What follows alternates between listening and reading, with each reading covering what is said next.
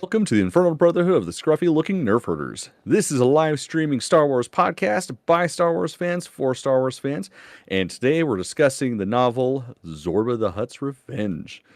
And just so you guys get the full scope of who Zorba is, I have to show you guys this picture. It's fucking fantastic.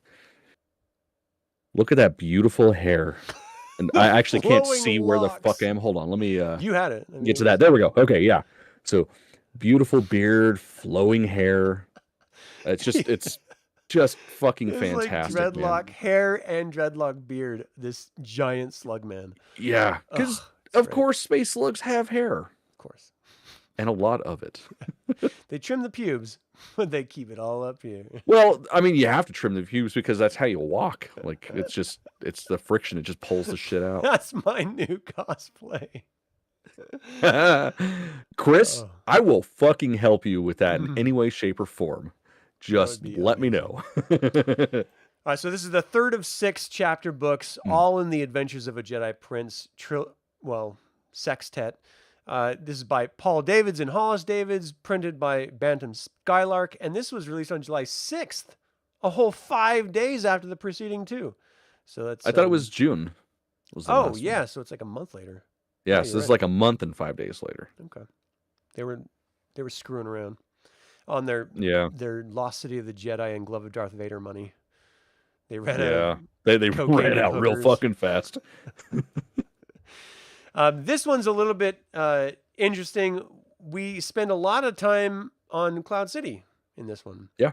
There's a whole lot of time on Cloud City. But we start with Zorba the Hutt learning about his son Jabba the Hutt's death, and then traveling to Tatooine to go check on his holdings, because in this, Jabba the Hutt does not have a son. This is clearly before George Lucas did the Clone Wars, where Jabba the Hutt did have a son. So this is Star Wars. Well, no, the best setup is how we're introduced to being on Tatooine, because, Han's having his housewarming party for his Sky Mansion. And what do you get a bachelor that has his own Sky Mansion? Do you get him? Oh, wait, fuck. What was it again? The goofiest sounding. Anyways, do you get him a TV? Well, no, we don't give him a TV because he's already got like 3 of those. Do we get him a toaster? No, because he's got one. Ah, yes, he's a slob. Let's get him a fucking a maid droid. Yep. But of course, it's got to be female because female? Gotta fuck it. Yeah. Lando's gonna come by. I imagine that's gonna happen at some point. I mean, L3.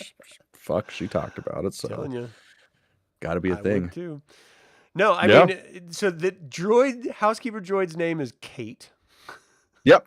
Yeah, KT-18, but she prefers Kate. So awesome. Yeah. And this is his floating mansion that he finished on Cloud City that the housewarming is too. But this is a great opportunity for not just to do some droid shopping, but also for Luke to show Ken around Tatooine and like show him, I can show you the world. Yeah, that's exactly what was going through my head when they were flying over the scorching sands.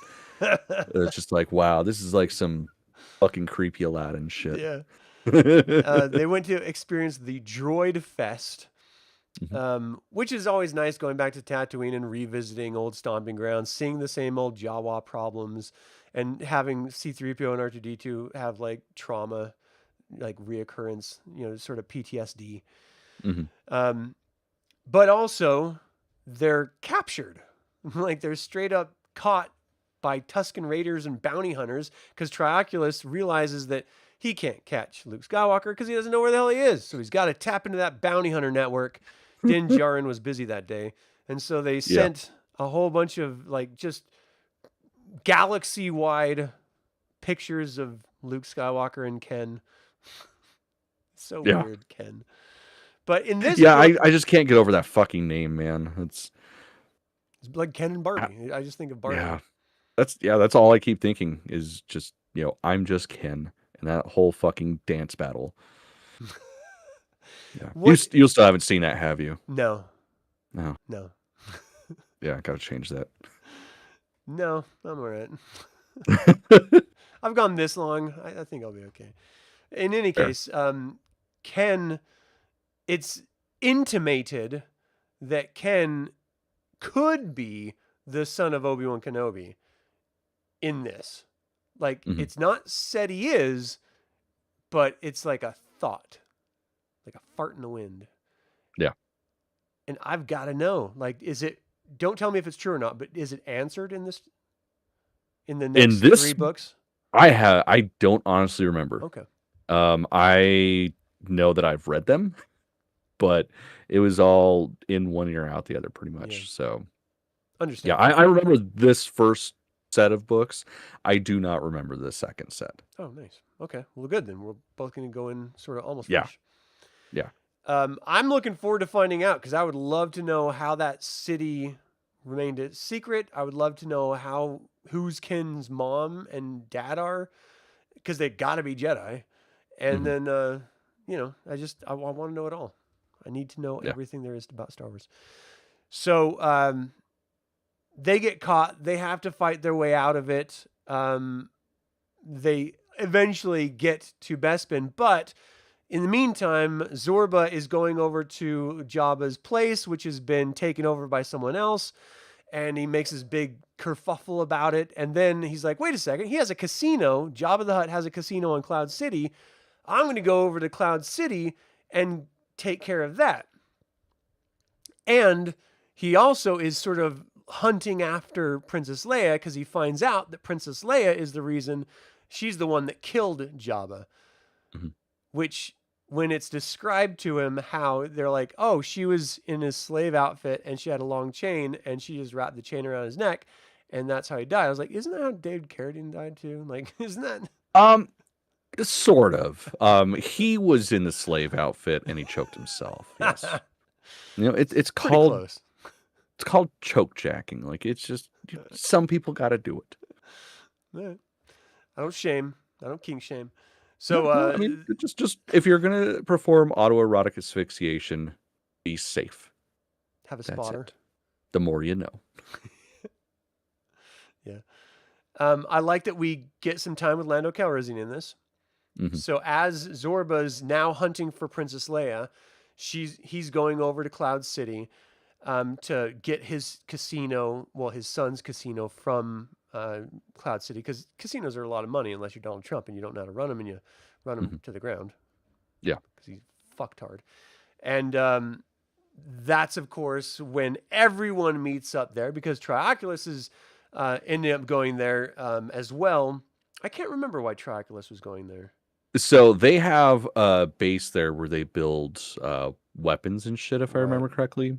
But it's more towards the core of the planet versus up in the atmosphere where everybody else is. Right. There's a manufacturing facility. Yeah. Mhm. Yeah. So they're the reason why there's brazen there, which is brown haze, Braze. because that's so hard to say. Yeah. I like it because this is like slap fighting, basically, what happens. Because Yeah. Zorba goes over to Lando Calrissian, and Lando is just like the worst Sabacc player of all time. He was complaining about how he lost the Millennium Falcon to Han when he was explaining how he lost Cloud City too. But Lando's just like, all right, so you want to gamble for your son's casino, which I took over after your son died. Well, how about we just gamble for everything? Yeah. Fantastic fucking idea. Yeah. You can have my governorship, or I can take your beard. I don't remember what the gamble was on his end if he won. Yeah, I think he just had to like leave or something. It was like really Yeah. dumb. Yeah. I don't know. But Zorba was like, okay, that's fine. But we have to use my deck. Which, like, there's so many glaring problems with this. And Lando's just like, okay. Yeah. You idiot. Yeah, that sounds like a great idea. Well, fuck, I guess you're the governor now of Cloud City. Guess I'll go fuck myself. Yeah, and he does. He just fucks off to Han's party. Yep. Leia ends up getting captured by Trioculus's guards, and Zorba is after the boy Ken, when Ken just goes and steals a speeder on his own. Mm-hmm. Just steals one of Han's speeders as Luke is like asking him to just stay put and not go anywhere. Yeah, it's like, hey kid, don't do anything. Okay, cool. I'm gonna hide in Han's garage. Oh look, a racing fucking loader thingy. I'm just do. It's like, you little shithead. Yeah, very Anakin of him. Yeah, that was that's where George got the inspiration. Little known fact. You heard it here first. Oh yeah. I thought it was a lot of fun up until the point where Zorba and Trioculus are facing off.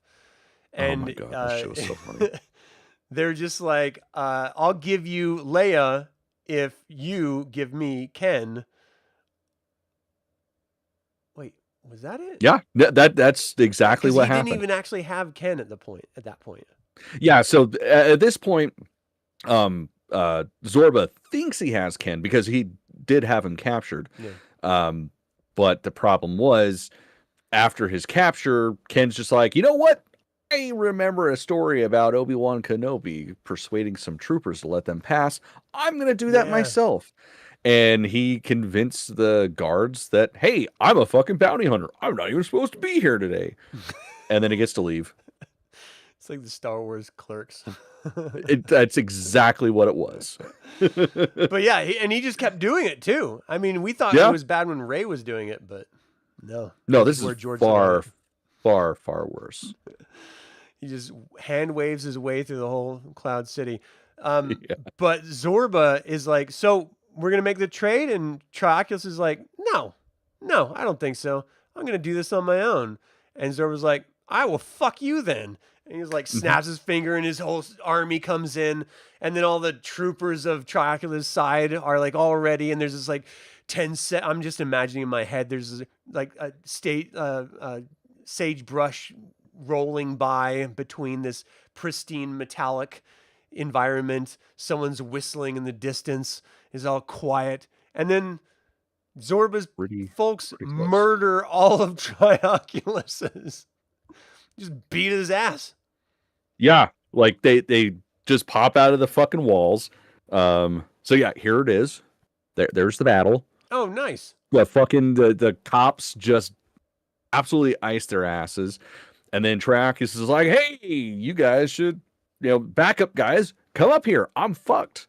And then as the backup guys are coming up there, the second wave of cops show up and fuck them up. Like, just completely got wiped out. It was hilarious. Bitch slapped him. And this is the Emperor. Yeah. This is the supreme slave lord of Kessel. Get his ass handed to him. Yeah, the dude just fucking sucks. So good. And he's like a monster. And then it gets thrown in some fucking carbonite. Because why wouldn't they do that? He's in Bespin. It's the best. So Zorba like takes him up to the carbonite chamber, and Trioculus is like, no, oh no, like knowing what's coming. He just throws him in there, carbonite his ass, and Leia's like trapped. And this is the fastest rescue, as far as I'm concerned, of any of these stories ever. Because she was trapped, and then Luke just shows up and frees her, and then everything's right. Yep. With the world. It was that just like was pretty much it. Pop, super quick. And it was only because Zorba fucked up Trioculus that Leia, was able to sort of get out of the window or some shit. And that's where Luke found her. And then ultimately the rebels leave the planet with Han. And Han is just like, I wonder if I'm ever going to get a chance to marry Leia. Should I ever ask her? Damn, that was some bullshit. Just like, hold on, let me actually quote this shit. Sorry, bear with me. But what would he say exactly? Senator Leia Organa, could you ever love a mischievous Corellian pilot like me enough to say, I do at the altar? No, too stiff and formal. How about the simple approach? Princess, will you marry me? Nope, too short, not enough affection. What about Leia, will you be my wife and the mother of my children? No, too old-fashioned. It's a tough problem, a very tough problem indeed. How about Leia, will you marry me? Yeah, like, fuck, man? Or just do what I did. You fucking wake up like, oh, hey, you're in bed with me. Well, here's this ring I got you. Do you want to get married? Because I'm a fucking romantic like that. Hell yeah. Morning breath and everything. Yep. Sleep in her eyes. She's not even sure who you are. Oh, no. That was me. She was already well awake. Okay. Like, she was stopping by to say hi on her way to work. And nice. My dumb drunk ass was still drunk from the night before. I was like, and she's still with me for some reason. So, okay. like, I've done worse before, I guess. He's not in carbonite, so. You know what? I think that was probably what I had going for me. I love that they brought back carbonite. I love that they spent so much time in Cloud City. I love that Lando Calrissian is a fucking degenerate gambler. Yep. Just prime fucking just Lando. So much good with this. I hate, well, my least favorite would be Ken just going around hand waving problems away. Same. And the super quick rescue of Leia. And the thing is, like, the frustrating part is that he did do exactly what you're supposed to do if you have Force abilities in order to control someone's mind. But he's never done it before. And he just was like, okay, mind's clear. Their mind's clear. Hey, fucker, let me out. Okay. Like, no. Like, it was more believable with Rey. And even then, it's still so frustrating.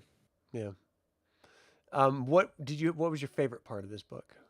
Zorba just absolutely fucking owning Trioculus. So funny. Like, that ambush was so fucking funny to me. Yeah.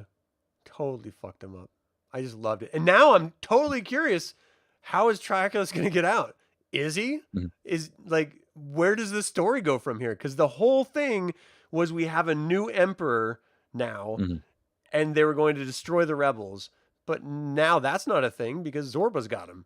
So, what the fuck? Does he wear the glove? Should he wear the glove? He puts it on the end of his tail. Yeah, I could dig it. That would be monkey lizard steals. That would still be no more ridiculous than his fucking hair. Did it describe the color? Because I don't think it did. I don't believe. What color of hair do you think it would be? Fuck, I don't know. I mean, it's on the here. I'm just going to show this front screen. I would imagine it looks blonde here, but everything is sort of yellowish. So I don't know. Yeah, I would imagine it's got to be like that, or like the sort of like greenish mossy color that they have. Right. See, that's the only downside about having this collection. Like, I mean, it does have beautiful artwork. Like the cover art, it's just, if it fucking was like that in the book, it'd be fantastic. Yeah. But that's the only downside is not having like the other covers. Because I do remember the Glove of Darth Vader being a very dark cover, and I fucking loved it. That's why I picked it up. Yeah. I feel like they need to do another collection of these, even though they're terrible books. That way it comes with all the art from it. I love all the art they're doing on the covers specifically. I mean, the artists are great. Yeah. And I kind of agree with Chris that the art style is fun, but I wish all Star Wars art was made 1970s Ralph McQuarrie style. Yeah, I mean, I love that stuff, but I do also love all the like hand painted cover art that we see on. See, that's covers. my thing. Like, this right here. I am a fucking sucker for sci-fi cover art. Yeah. Like the only thing that does it more for me is like 1950s to like early 1980s Italian book covers, like, and posters for like movies and shit. There's just something so specific about that style, even though there are, obviously hundreds of different artists doing it, but there's something so specific about it that just, I don't know. It's like, it's very familiar. It's like chicken noodle soup for my soul. Film noir stuff too. Those old posters. Films. Yeah, absolutely love it. It's just so fucking perfect. Hell yeah. I said film noir, not noir. Whatever. Potato. Exactly. All right. I mean, that's kind of it. We're sort of left with a cliffhanger, which I enjoy, and now we can do the next three next whenever we have time. So I don't know. Is there anything else you wanted to cover with this book? No, I think we pretty much got everything. Like we've been saying, this one. It's funny because this is the longest out of all of them. Yeah. Like a very difficult 87 pages, but Challenging. like it's such a it's so light on the story that there's not a whole lot going on. Yeah. Well, I'm so glad we're able to do these because we were going to be skipping over them, but I love that we came back to do them before we get on to some of the, even better novels. Yeah, which it is insane. If you guys have the fucking Barnes Noble collection, these are going for hundreds of dollars now. It's crazy. I bought these for 10 cents. Both of That's them awesome. for 10 fucking cents. Actually, I think it was like a nickel. Yeah. But something like that. Yeah, it is insane. So if you guys can get your hands on these, fucking do. But that's the whole reason why we almost skipped over them, because Adam didn't want to spend $1 million on fucking children's books like a weirdo. Yeah, sorry, I'm a cheapskate. Was George overseeing stories at this time? Yes, Uncle George, up until he sold it, but... was he pretty much always had the final say in shit. But I think he became a little bit more heavy-handed once the tribunal of authors like officially became a thing. Mm-hmm. Like the actual like golden age of the novels. Yeah. But yeah, presumably like he fucking okayed all this shit. Yeah. Yeah. So I mean, he was definitely aware of it, no matter what. Yeah. So I do think a lot of this, and this is sort of, we always have to keep this in mind with Star Wars, is these are like tales. These are stories. They're not necessarily like the factual events that happened. And I think, especially when you go into Star Wars and George's original idea of this is just a version of the story that the Wills are telling, that through C-3PO and R2-D2. And as long as we understand that this is a story, all of them don't have to line up exactly, as long as the main story beats kind of do. And for me, in these three so far, the main story beats are the Empire is still trying to regain its foothold and power, and they're dealing with the fallout of the rebels, both with their dealings with the crime syndicates by killing Jabba and destabilizing all of the crime syndicates, and then also with just the Empire itself not being able to come back because they keep smacking them down. So as long as we keep that in mind, I still think it sort of fits, and there's always room for a little wacky fun, because that's always been. Well, I mean, even once we get into the late 90s, early 2000s, which, to answer your question, Chris, that's sort of the golden age. I mean, it ultimately started with the Thrawn trilogy, like that set it off. But once everybody was introduced, Aaron Alston, God damn it. Never mind. I'm going to forget everybody's names right now besides Timothy Zahn and Aaron Alston. But like once all of them got together, that's when it really took off. That's when we get the new Jedi Order. It's when we get, fucking just all the shit that we know and love. And you had the novelists story group working with the comic book story group. And they were doing all sorts of cross-pollinations from the Tales of the Jedi all the way to the New Republic stuff. So that Luke was running across stories that were being told about the Tales of the Jedi thousands of years before, meeting some of the same people in the holocrons and stuff. I mean, they did a great job of unifying all this storytelling in that time. So it was great. Oh, yeah.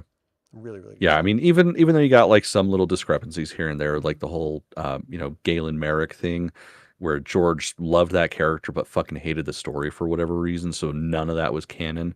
But it's like, it was okay because that still worked with everything else. Yeah. But yeah. Fuck, I miss good Star Wars. All right, well, thank you all so much for tuning in, both live and chatter after the fact. We invite you to subscribe to this channel, click the bell to get notified about upcoming videos. You can also become a member or patron and even pick up the Infernal Brotherhood merch from our store. Links are in the description below. Thank you to creator patron Aaron Hardy and developer patron Chris Androu. Until the Infernal Brotherhood convenes again, my fellow scruffy-looking Nerf herders, may the Force be with you. You've sealed your doom, Zorba. Sorry, Chris, that one wasn't Nerf related. And then he got fucked up. He just bitch slapped him. It was so great. Yeah.